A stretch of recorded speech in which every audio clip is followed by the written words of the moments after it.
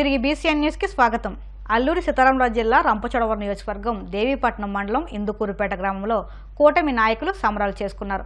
Tractor owners and workers party మండల అధ్యక్షులు మరిచెట్ల వెంకటేశ్వరరావు ఆధ్వర్యంలో భారీ కేక్ కట్ చేసి అందరికీ పంచిపెట్టారు. అనంతరం సీఎంగా ప్రమాణ స్వీకారం చేయబోతున్న చంద్రబాబు నాయుడుకు రంపచోడవరం నియోజకవర్గ ఎమ్మెల్యే మిర్యాల శిరీషాదేవికి శుభాకాంక్షలు తెలియజేశారు. ఈ కార్యక్రమంలో మాజీ మండలాధ్యక్షులు ముండ్రు మధుసూదన్ రావు, రంపచోడవరం నియోజకవర్గ మీడియా కోఆర్డినేటర్ కేశవర్పు చంద్రకుమార్, మాజీ ఎంపీటీసీ ముచ్చు వీరవెంకట సత్యనారాయణ, పల్లపాటి నాగేశ్వరరావు, పిరుగాని యేసు, టీడీపీ కుటుంబ సభ్యులు పాల్గొన్నారు.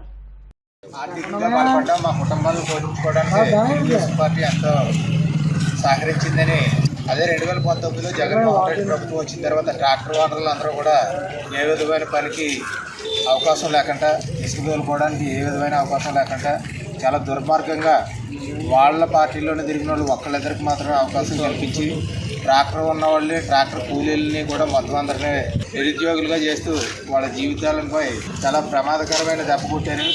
అది ఈ రోజుతోటి ముగుస్తుంది కాబట్టి, మళ్ళీ చంద్రబాబు నాయుడు గారు అధికారంలోకి వచ్చారు కాబట్టి మళ్ళీ ట్రాక్టర్ ఓనర్లు అందరూ కూడా యథావిధిగా ఇసుక తోలుకునే అవకాశం ఆయన కల్పిస్తానన్నారని ఆనందంలో ట్రాక్టర్ ఓనర్స్ అందరూ కూడా కలిపి ఇందుకూరుపేటలో ఒక కేక్ కటింగ్ కార్యక్రమం తెలుగుదేశం పార్టీ కుటుంబ సభ్యులందరినీ ఆహ్వానించడం జరిగింది. ఈ కార్యక్రమానికి వచ్చిన వాళ్ళందరికీ నమస్కారం. కాకినాడ ఆర్టీసీ కాంప్లెక్స్లో అక్రమ సస్పెన్షన్లు ఎత్తివేయాలని కోరుతూ ఆంధ్రప్రదేశ్ ప్రజా రవాణా ప్రభుత్వ డ్రైవర్స్ వెల్ఫేర్ అసోసియేషన్ నాయకులు డిమాండ్ చేశారు. సోమవారం కాకినాడలోని ఆర్టీసీ కాంప్లెక్స్ వద్ద ఎంప్లాయీస్ నిరసన కార్యక్రమం చేపట్టారు. ఈ సందర్భంగా యూనియన్ నాయకులు మాట్లాడుతూ కేఎంపీఎల్ పేరుతో డ్రైవర్లపై వేధింపులు ఆపాలని, విజయవాడ డ్యూటీలకు కనీసం 8 గంటల రెస్ట్ ఉండాలన్నారు. డ్రైవర్లకు సరైన రెస్ట్ సౌకర్యం కల్పించాలని డిమాండ్ చేశారు. ఈ కార్యక్రమంలో పెద్ద సంఖ్యలో యూనియన్ నాయకులు పాల్గొన్నారు. ముఖ్యంగా ప్రయాణికులు, ప్రజలు ఆలోచన చేయాలి.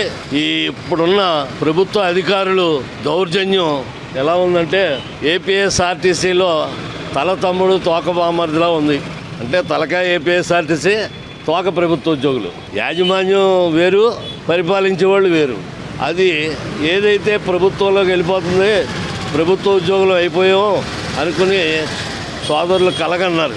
కలగా మిగిలిపోయి ఈవేళ వేధింపులు, అక్రమ సస్పెన్షన్లు, అక్రమ ఛార్జ్షీట్లు, అక్రమ పనిష్మెంట్లు అంటే మామూలుగా లేవు, కుమ్యులేటివ్ ఎఫెక్ట్లు. నేనే డీసీఎల్తో వేసి 4 డ్రైవర్లకి విశాఖపట్నం లేబర్ కోర్టులో జరుగుతుంది. అంత దారుణమైన పనిష్మెంట్లు ఇస్తూ ఉన్నారు. దీని మీద సంస్థ కూడా ఎలా ఉందంటే, పాత బస్సులు మైలేజీ అయిపోయి రోడ్ల మీద తిరగలేని దుస్థితి ఏర్పడుతూ ఉంటే, కొత్త బస్సులు తెప్పించకుండా అద్దె బస్సులను తెప్పించి ఆర్టీసీ ఆదాయాన్ని ప్రైవేట్ వాళ్ళకి గండి కొట్టిస్తూ ఉంది ఈ ప్రభుత్వం. దీన్ని వెంటనే మానుకోవాలి. అక్రమంగా సస్పెండ్ చేసిన వెంకటేశ్వర్ని విధుల్లోకి తీసుకోకపోతే ఉద్యమం తీవ్ర రూపం దాలుస్తుంది అనేది ఈ సందర్భంగా తెలియజేస్తాను. నేను ఆర్టీసీలో సుమారు 14 సంవత్సరాల నుంచి పనిచేస్తున్నాను కాకినాడ డిపోలో డ్రైవర్గా. అయితే నేను 19వ తారీఖున 5వ తారీఖున గుంటూరు నుంచి కాకినాడ 1 మ్యాన్ సర్వీస్గా, టిమ్ సర్వీస్గా నేను బయలుదేరి విజయవాడ నుంచి బయలుదేరి వస్తుండగా వర్షం పడి 23 సీట్ దాటాక అక్కడ కూర్చున్నటువంటి ప్యాసింజర్లు, ప్రయాణికులు తడిచిపోవడం జరిగింది.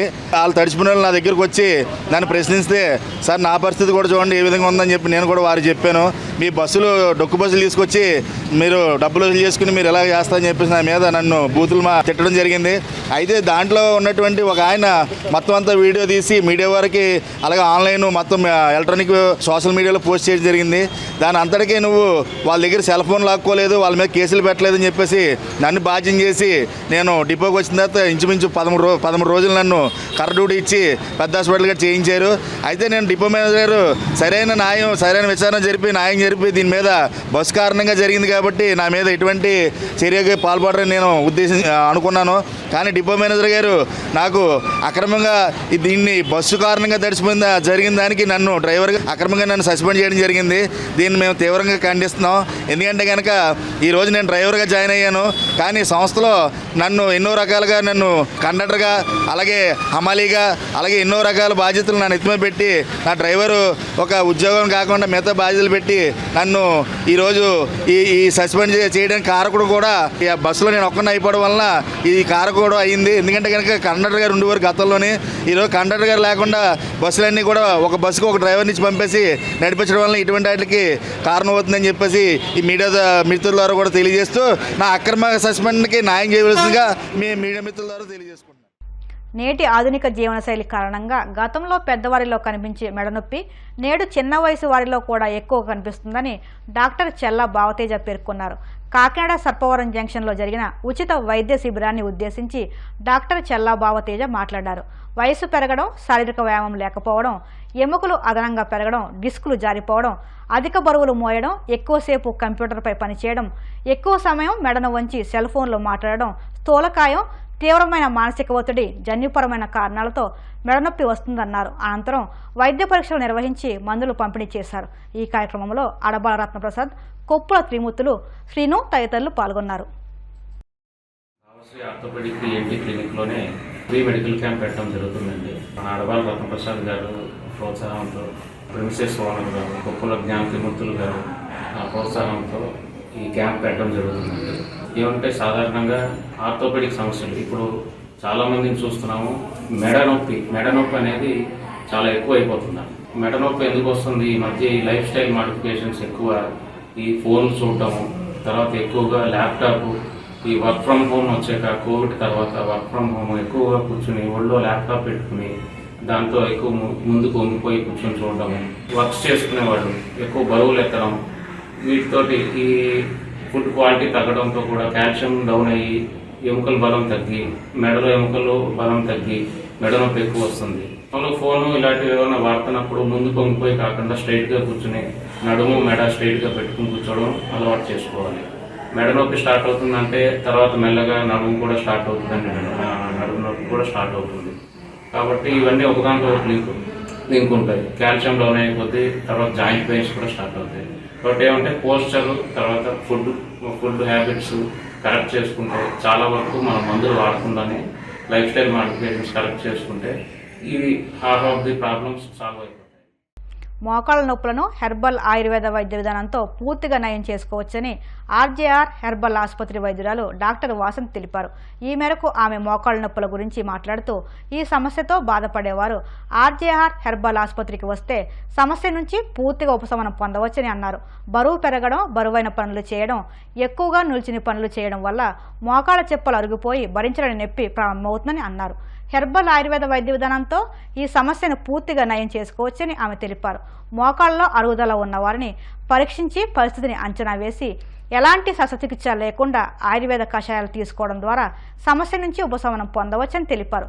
తగిన విధంగా పంచకర్మ వైద్యం పొందితే గుజ్జును తిరిగి రూపొందించవచ్చని తెలిపారు. 7 నుంచి 21 రోజుల పాటు జానువస్తి అనే ఆయుర్వేద వైద్యం పొందితే మోకాళ్ళ నొప్పులు తగ్గుతాయని తెలిపారు. గతంలో ఆర్జేఆర్ హెర్బల్ ఆసుపత్రిలో చికిత్స పొంది పూర్తిగా ఉపశమనం పొందిన వాళ్ళు చాలామంది ఉన్నారని తెలిపారు. ఉభయ తెలుగు రాష్ట్రాల్లో ఉన్న 35 ఆర్జేఆర్ హెర్బల్ హాస్పిటల్స్లో వైద్య సేవలు పొందవచ్చని ఆమె తెలిపారు. తమ హాస్పిటల్స్లో మెరుగైన ఆయుర్వేద వైద్యం అందజేస్తున్నట్లు వాసంతి తెలిపారు. ప్రెజెంట్ పాపులేషన్లో ఈ మోకాల నొప్పులు అనేవి చాలా ప్రివలెంట్ జాయింట్ డిసీజ్. చాలా ఎక్కువ మందిలోనే మనం ఇది చూస్తూ ఉంటాం. ఎక్కువగా మనం వయసు పైబడిన వాళ్ళలో ఈ మోకాల నొప్పులు అనేవి మనకి ఎక్కువగా కనిపిస్తూ ఉంటాయి. దీనినే ఆస్టియో ఆర్థరైటిస్ అంటారు. ఎక్కువగా మనకి మన శరీరంలోని వాతం అనేది పెరగడం వల్ల ఈ జాయింట్ అనేది తొందరగా అరిగిపోవడం వల్ల మనకి మోకాల నొప్పులు అనేవి వస్తూ ఉంటాయి. మన శరీరంలో ఉండేటటువంటి ఈ తుంటి ఎముక, మన యొక్క కాలి ఎముక మధ్యలోని మనకి కార్టిలేజ్ అనేది ఉంటుంది. ఈ కార్టిలేజ్ అనేది ఒక 3 mm వరకు థిక్నెస్ ఉంటుంది. అది అరిగిపోవటం వల్ల 2 జాయింట్స్ మధ్యన రాపిడి జరగడం వల్ల మనకి మోకాళ్ళలో వాపు అనేది ఏర్పడడం, నొప్పి అనేది రావడం అనేది జరుగుతుంది. ఇది వచ్చేటప్పుడు ఏమవుతుంది అంటే ప్రెజెంట్ పేషెంట్ స్టార్టింగ్ పెయిన్ మాత్రమే కంప్లైంట్ చేస్తూ ఉంటారు. మార్నింగ్ అంతా కూడా కంఫర్ట్గా వర్క్ చేసుకొని ఈవినింగ్ అయ్యేసరికి నొప్పి అనేది ఎక్కువ అవటం అనేది గమనిస్తూ ఉంటారు. ఇంకా ఈ అరుగుదల అనేది ఎక్కువ అయ్యే కొద్దీ చుట్టూ వాపు అనేది ఏర్పడుతుంది. అదే దగ్గరికి తీసుకోవటం, చాపడం కూడా చాలా కష్టంగా ఉంటుంది. ఇంకా మోకాల యొక్క చిప్ అనేది ఇంకా అరిగిపోతుంది అనుకునేటప్పుడు మనకి మోకాలు అనేవి బెండ్ అయిపోయి డిఫార్మిటీ కూడా కనిపిస్తూ ఉంటుంది. ఇది మనకి సాధారణంగా 4 స్టేజెస్లో కనిపిస్తుంది. 0 to 4 స్టేజెస్లో మోకాలు అనేది కొంచెంగా ఆ కార్టిలేజ్ అనేది థిక్నెస్ అనేది తగ్గుతూ మొత్తానికి అరిగిపోతుంది. ఇలా పేషెంట్స్ చాలామంది ఇంకా దీనికి ఎలాంటి పరిష్కారము ఏమి ఉంది అని చెప్పి వెతుకుతూ ఉంటారు. పెయిన్ కిల్లర్స్ వాడతారు. పెయిన్ కూడా తగ్గకపోతే నెక్స్ట్ మనం హాస్పిటల్లో చూపించుకుంటే పిఆర్పి ట్రీట్మెంట్స్ చెప్తూ ఉంటారు. అదేవిధంగా మోకాల సర్జరీ, మోకాల చిప్ప మొత్తాన్ని మార్చాలి అని చెప్తూ ఉంటారు. మోకాల చిప్ప మార్చిన తర్వాత కూడా చాలామంది ఈ మోకాల నొప్పులతో బాధపడుతూ ఉంటారు.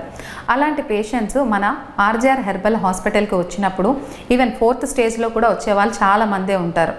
ఇలాంటి పేషెంట్స్ వచ్చేటప్పుడు మనం ఎలాంటి శస్త్రచికిత్స లేకుండా, పిఆర్పి ట్రీట్మెంట్స్ అవసరం లేకుండా మనం చేసేటటువంటి ఆధునికమైనటువంటి మనం ప్రాచీన కాలం నుండి మనం ఇప్పుడు వాడుకలో ఉండేటటువంటి పంచకర్మ ట్రీట్మెంట్స్ అనేవి మనం చేస్తూ ఉన్నాం. ఈ పంచకర్మ ట్రీట్మెంట్స్ అనేవి చేయటం వల్ల మనకి ఈ మోకాలు అనేది, కార్టిలేజ్ అనేది ఎలాంటి శస్త్రచికిత్స లేకుండా మనం ట్రీట్ చేయగలుగుతున్నాం. మనం ఇచ్చేటటువంటి ఔషధాలు అనేవి, మనం ఇచ్చేటటువంటి కషాయాల ద్వారా ఎముకలు అనేవి గట్టిపడడం అనేది జరుగుతుంది. తరువాత ఈ మోకాల నొప్పి అనేది కార్టిలేజ్ 4th స్టేజ్లో ఉంది అంటే ఖచ్చితంగా మనం పంచకర్మ ట్రీట్మెంటు, సింపుల్గా మనం చేసేటటువంటి జాను అస్థి అనేటటువంటి ట్రీట్మెంటు మోకాల గుజ్జు అనేది పెరగటానికి చాలా హెల్ప్ అవుతుంది.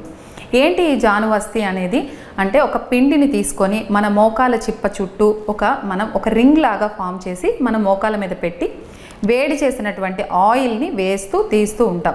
దీనికి ఎలాంటి సూది కానీ ఎలాంటి ఇబ్బంది అనేది ఉండదు. ఈ వేడి చేసే ఆయిల్ వేయటం వల్ల ఏమవుతుంది అంటే అక్కడికి రక్త సరఫరా అనేది పెరుగుతుంది.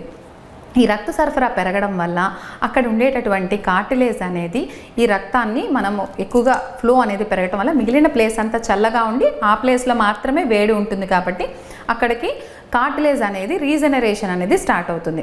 ఇలా మనం ఒక 7 రోజులు, 14 రోజులు, 21 డేస్ వరకు చేస్తూ ఉంటాం. మనకి స్టార్టింగ్లోనే పేషెంట్ మనం ఇనీషియల్ స్టేజ్లోనే, ఫస్ట్ స్టేజ్లోనే వచ్చారు అనుకుంటే ఒక 7 డేస్ ట్రీట్మెంట్ తర్వాత వాళ్ళు ఒక లాట్ ఆఫ్ డిఫరెన్స్ అనేది ఖచ్చితంగా కనిపిస్తుంది. మోకాలు అనేది దగ్గరికి ముడుచుకోవటం కానీ, చాపడం కానీ, ఆ కార్టిలేజ్లో మధ్యలో వచ్చేటటువంటి సౌండ్ తగ్గడం కానీ ఇవన్నీ జరుగుతూ ఉంటాయి.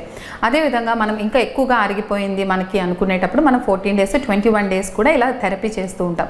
ఇలా మనం ఆపరేషన్ అవసరం లేకుండా, పిఆర్పి ట్రీట్మెంట్ అవసరం లేకుండా మనం చేసేటటువంటి ఈ ట్రీట్మెంట్ వల్ల మోకాలు అనేది రీజనరేట్ జరిగి మనకి ఏ నొప్పి లేకుండా పేషెంట్స్ అనేవాళ్ళు హ్యాపీగా ఉన్నారు. అదే మన ఆర్జీఆర్ హాస్పిటల్లో మనకి ఆంధ్ర మరియు తెలంగాణలో 35కు పైగా బ్రాంచ్లు ఉన్నాయి.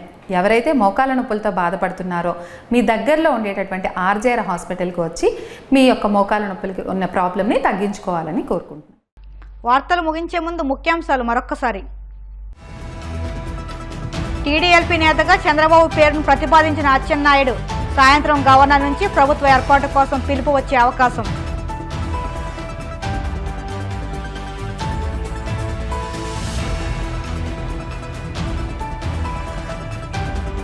నరేంద్ర మోదీ కేబినెట్లో పూర్తయిన శాఖల కేటాయింపు, హోంశాఖ బాధ్యతలు స్వీకరించిన అమిత్ షా.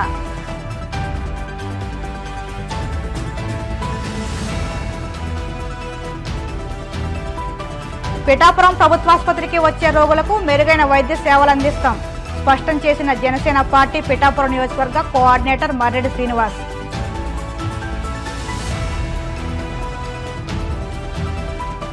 ప్రభుత్వ మద్యం దుకాణాల్లో పనిచేస్తున్న సిబ్బందిని రోడ్డున పడేయొద్దు, అవుట్ సోర్సింగ్ పద్ధతిలో పనిచేస్తున్న ఉద్యోగుల ఆవేదన. ఇవి ఇప్పటి వరకు ఉన్న వార్తా విశేషాలు. మరిన్ని వార్తా విశేషాలతో మళ్ళీ కలుసుకుందాం. అంతవరకు సెలవు. నమస్కారం.